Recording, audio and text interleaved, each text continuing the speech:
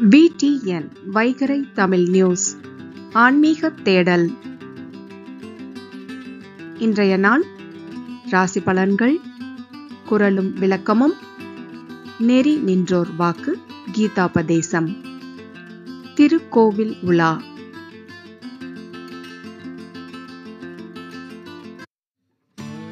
இன்றைய நாள் 2 செப்டம்பர் 2024, ஆவணி 17ஆம் நாள், திங்கட்கிழமை, அமாவாசை. மகம் இரவு 1:50 மணி வரை.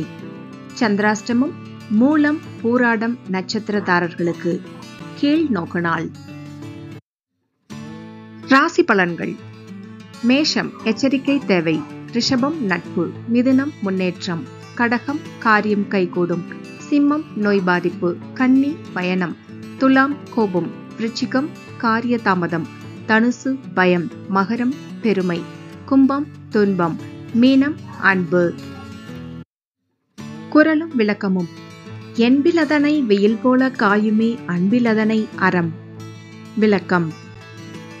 எலும்பு இல்லாத உடல் கொண்ட புழுக்கள் முதலியவற்றை வெயில் வருத்துவது காய்வது போல அன்பில்லாத உயிரை அறக்கடவுள் வருத்தும். நெறி நின்றோர் வாக்கு, கீதாபதேசம். சுக துக்கே சமே கிருத்வா லாபாலாபௌ ஜயா ஜயௌ ததோ யுத்தாய யுஜ்யஸ்வ நைவம் பாபமவாப்ஸ்யசி. இன்பம் துன்பம், லாபம் நஷ்டம், வெற்றி தோல்வி ஆகியவைகளை சமனாக கருதி போரில் முனைக, அதனால் நீ பாபம் அடையாய். சுவாமி சித்பவானந்தர் அவர்களின் வியாக்கியானம். சுகத்துக்கு ஏதுவான லாபம் ஜெயம் ஆகியவைகளில் விருப்பமும், துக்கத்துக்கு ஏதுவான நஷ்டம் அபஜயம் ஆகியவைகளில் வெறுப்பு கொள்ளுதல் பாமரர் இயல்பு. தங்களை பண்படுத்துவோர் அங்கனம் விருப்பும் வெறுப்பும் கொள்ளாது நிகழ்வன யாவையும் நடுநிலையிலிருந்து சமனாக கருத வேண்டும். இன்றைய திருக்கோவில் உலா பகுதியில் கர்நாடக மாநிலம் முருதீஸ்வரர் கோவில் பற்றி நம்ம தெரிஞ்சுக்கலாம். முருதீஸ்வரர்ங்கிற ஊரு கர்நாடக மாநிலத்துல வடக்கு பகுதியில அரபிக் கடலோரம் அமைந்திருக்கக்கூடிய நகரம். இங்கே புகழ்பெற்ற முருதீஸ்வரர் கோவில் அமைஞ்சிருக்குது. இந்த கோவிலின் கோபுரம் மிகவும் பெரியது.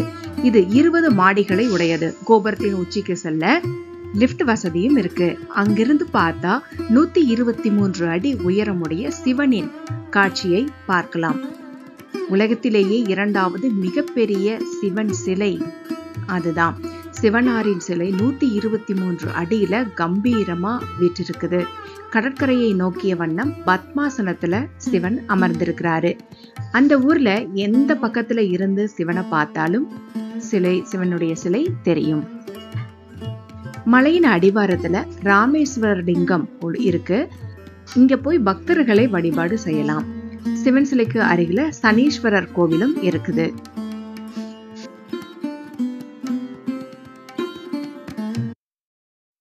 இத்துடன் இந்த தொகுப்பு நிறைவடைந்தது.